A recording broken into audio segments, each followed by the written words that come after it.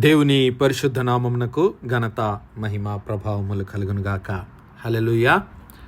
మరొకసారి ఈ అనుదిన బైబుల్ ధ్యానములకు మీ అందరినీ మన రక్షకుడు ప్రభు అయిన యేసు క్రీస్తుల వారి పరిశుద్ధ నామంలో ప్రేమతో ఆహ్వానిస్తున్నాను. ప్రియులారా, యేసు క్రీస్తు ప్రభుల వారు లేఖనముల ప్రకారము మన పాపముల నిమిత్తము మరణించి సమాధి చేయబడి తిరిగి లేఖనముల ప్రకారము 3వ దినమున పునరుత్థానుడుగా తిరిగి లేచి 40 దినములు తన శిష్యులకు అగుపడుతూ దేవుని రాజ్య సువార్తను గురించి అనేక విషయాలు ఆయన బోధించాడు. మరి ఆయన బోధించినటువంటి విషయాలు దరిదాపు 11 పర్యాయములు ఆయన శిష్యులకు కనబడి మరి అనేకమైనటువంటి విషయాలు ఆయన తెలియజేశాడు. వాటిలో 4వ సందర్భంలో క్రీస్తు ప్రభుల వారు ఆ ఎమ్మాయి గ్రామమునకు వెళ్తున్నటువంటి ఆ 2 శిష్యులను కలుసుకొని ఆయన చెప్పినటువంటి మాటలను మనం ధ్యానిస్తూ ఉన్నాం. ఆ 2 శిష్యులు మరి క్రీస్తు ప్రభుల వారే ఈ లోకానికి రావలసిన మరి మెస్సియా అని, ఆయన క్రియయందును మరి వాక్యమందును శక్తిగల ప్రవక్త ఉన్నాడని ఎరిగిన వారై ఉండి మరి క్రీస్తు ప్రభుల వారు సిలువ వేయబడి మరణించడాన్ని గురించి వారు ఎంతగానో వేదన పడుతూ ఉన్నప్పుడు క్రీస్తు ప్రభుల వారు వారితో కూడా నడుస్తూ వారిని మరి బలపరుస్తూ ఉన్నాడు. వారి ఆత్మీయ నేత్రాలు తెరుస్తూ ఉన్నాడు.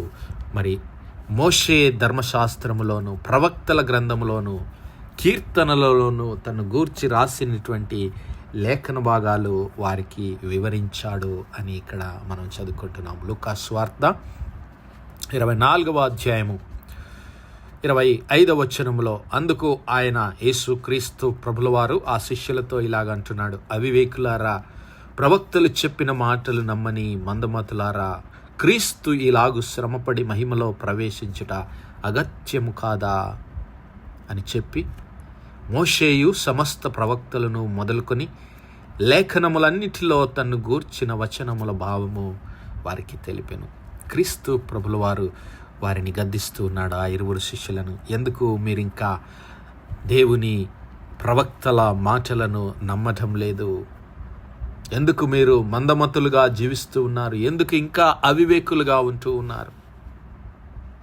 ఇదిగో క్రీస్తు ఇలాగు శ్రమపడి తన మహిమలో ప్రవేశిస్తాడని లేఖనాల్లో తెలియజేయబడింది కదా అని వారితో చెప్పి మోషే అలాగే ప్రవక్తల గ్రంథాల్లో నుంచి అనేక విషయాలు వారికి క్రీస్తు ప్రభుల వారు తెలియజేశాడు.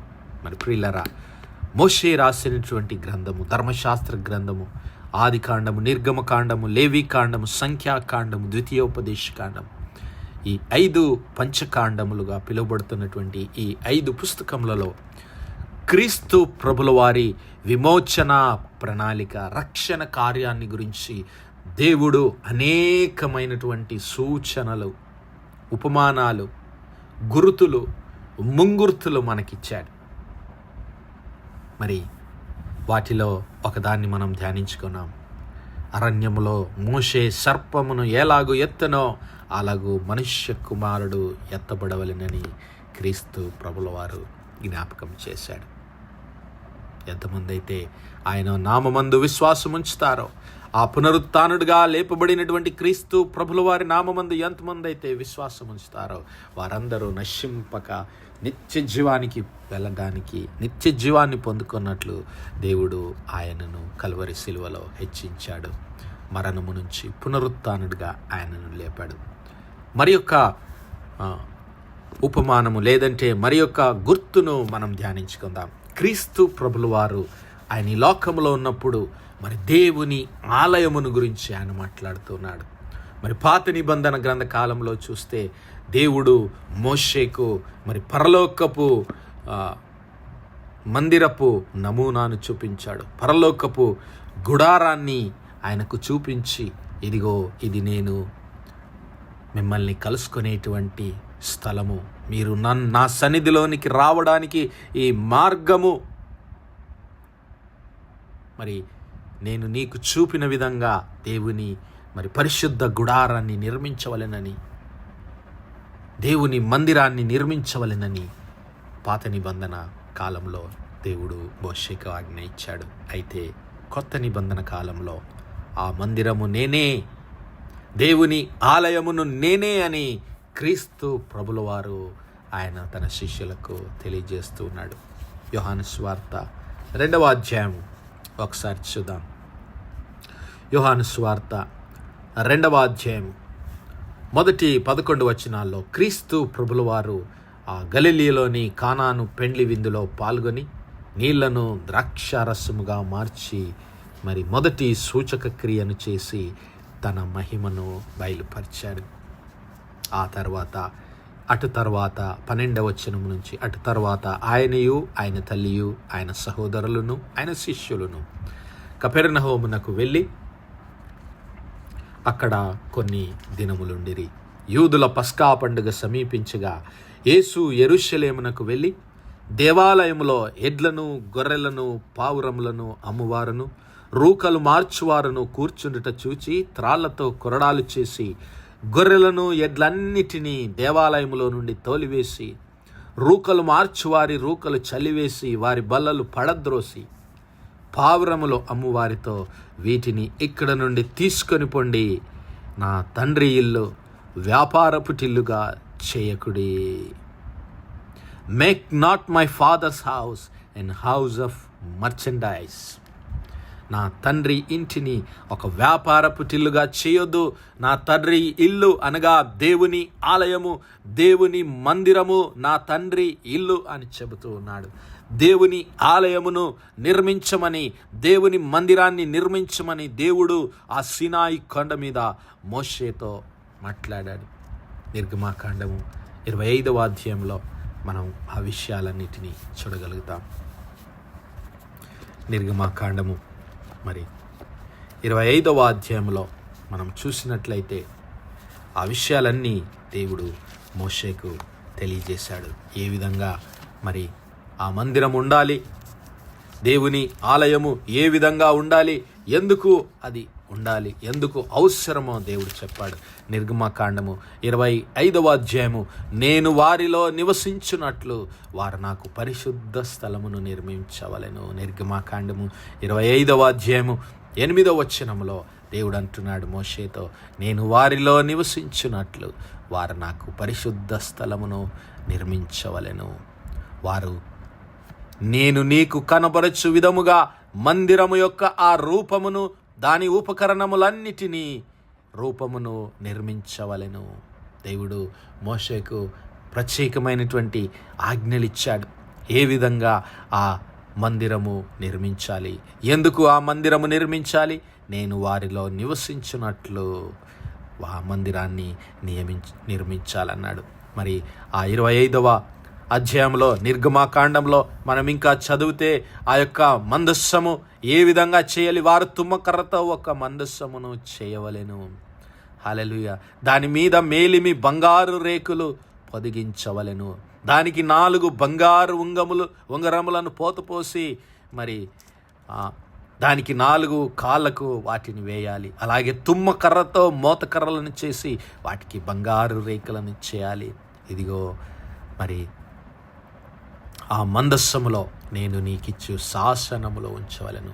ఎందుకు ఆ మందస్సము అంటే దేవుని ఆజ్ఞలను భద్రపరచడానికి, దేవుని ఆజ్ఞలను మరి ఉంచడానికి ఆ మందస్సము. మరియు 2 బంగారు కెరూబులను చేయవలెను. కరుణా పీఠము యొక్క 2 కొనలను నకిషీ పనిగా చేయవలెను. ఈ కొనను 1 కెరూబును, ఆ కొనను 1 కెరూబును చేయవలెను. కరుణా పీఠమున దాని 2 కొనల మీద కెరూబులను దానితో ఏకాండముగా చేయవలెను. ఆ కెరూబులు పైకి విప్పిన రెక్కలు గలవై కరుణా పీఠమును తమ రెక్కలతో కప్పుచుండగా వాటి ముఖములు 101కి ఎదురెదురుగా ఉండవలెను. ఆ కెరూబుల ముఖములు కరుణా పీఠము తట్టు ఉండవలెను. నీవు ఆ కరుణా పీఠమును ఎత్తి ఆ మందస్సం మీద ఉంచవలెను. నేను నీకిచ్చు శాసనములు ఆ మందస్సములో ఉంచవలెను. అక్కడే నేను నిన్ను కలుసుకొని. హల్లెలూయా. ఎందుకు దేవుడు ఇవన్నీ చేయమని చెబుతున్నాడు? ఆ కరుణా పీఠము యొద్ద అక్కడే దేవుడు ఇదిగో అక్కడే నేను నిన్ను కలుసుకొని కరుణా పీఠము మీద నుండి, శాసనములు గల మందస్సము మీద నుండి, 2 కెరూబుల మధ్య నుండి నేను ఇశ్రాయేలీయుల నిమిత్తము మీకు ఆజ్ఞాపించు సమస్తమును నీకు తెలియజేసేదను. హల్లెలూయా. ఆ మందిరము దేవుని సన్నిధానమునకు మరి సూచనగా ఉంటున్నది. ఆ మందిరము నుంచి దేవుడు మనతో మాట్లాడుతూ ఉన్నాడు. ఆ మందిరములో నుంచి దేవుడు మనలను మరి హెచ్చరిస్తూ ఉన్నాడు. తన ఆజ్ఞలను మనకు అనుగ్రహిస్తున్నాడు. మన మధ్య నివసించడానికి దేవుడు ఆ మందిరాన్ని చేయమని మోషేకు ఆజ్ఞ ఇచ్చాడు.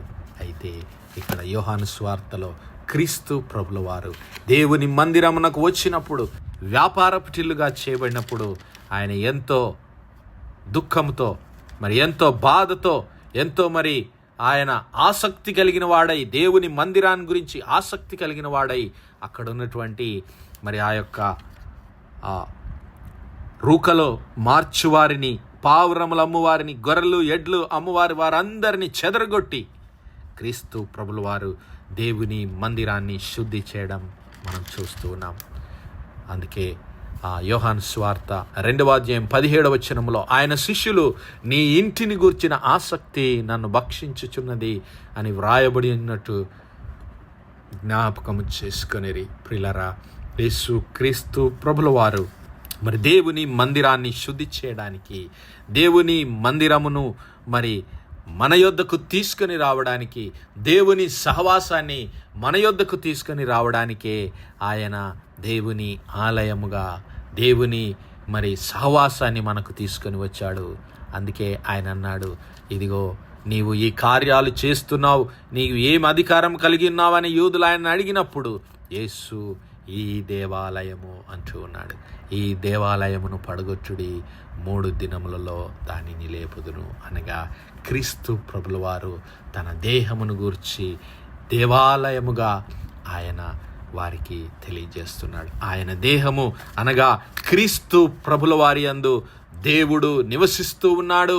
ఆయన దేవుని మరి సన్నిధానమును, దేవుని సన్నిధిని మనకు ప్రత్యక్షపరచడానికే ఈ లోకంలోనికి వచ్చానని ఆయన వారికి తెలియజేస్తున్నాడు. యోహాను సువార్త 1వ అధ్యాయంలో మనం గమనించినట్లయితే, ఇదిగో ఆదియందు వాక్యముండెను, వాక్యము దేవుని యొద్ద ఉండెను, వాక్యము దేవుడై ఉండెను. ఆయన ఆదియందు దేవుని యొద్ద ఉండెను. ఆ వాక్యమే శరీరధారి అయి కృపా సత్య సంపూర్ణుడిగా మన మధ్యలో నివసించెను. తండ్రి వలన కలిగిన అద్వితీయ కుమారుని మహిమ వలె మనము ఆయన మహిమను కనుగొంటిమి. ఇదిగో ప్రియులారా, దేవుని మహిమను మనకు కనబరచడానికి, ఆయన దేవుని సన్నిధిని మనకు ప్రత్యక్షపరచడానికి దేవుని ఆలయముగా, దేవుని మందిరముగా మనకు ప్రత్యక్షపరచుకున్నాడు. మరి నా సహోదరుడా, నా సహోదరి, పాత నిబంధన గ్రంథ కాలంలో చెప్పబడినటువంటి ఆ దేవుని పరిశుద్ధ గుడారము, దేవుని మందిరము క్రీస్తు ప్రభుల వారు.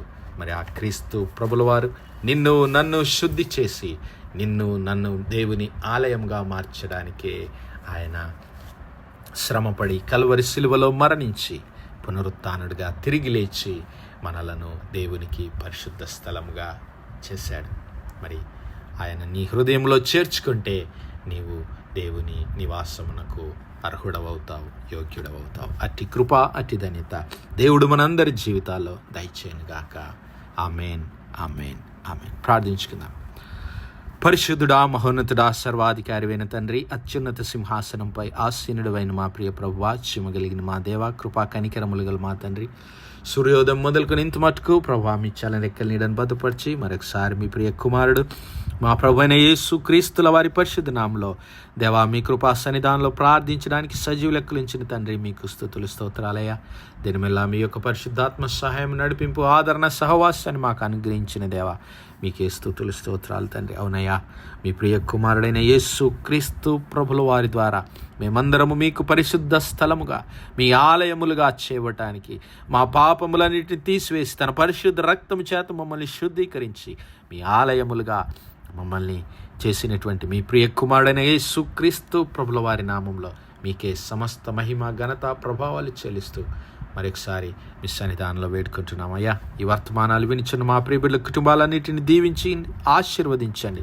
మీ పరిశుద్ధ రక్త ప్రోక్షణలో యేసయ్య మా కుటుంబాలను, మా హృదయాలను శుద్ధీకరించి దేవుని కొరకు మహిమగల మందిరములుగా మార్చమని సమస్త మహిమ, ఘనత, ప్రభావాలు మీకే చెల్లిస్తూ యేసు నామములో అడుగుతున్నాము తండ్రి. ఆమేన్, ఆమేన్, ఆమేన్. God bless you all. Praise the Lord. Shalom.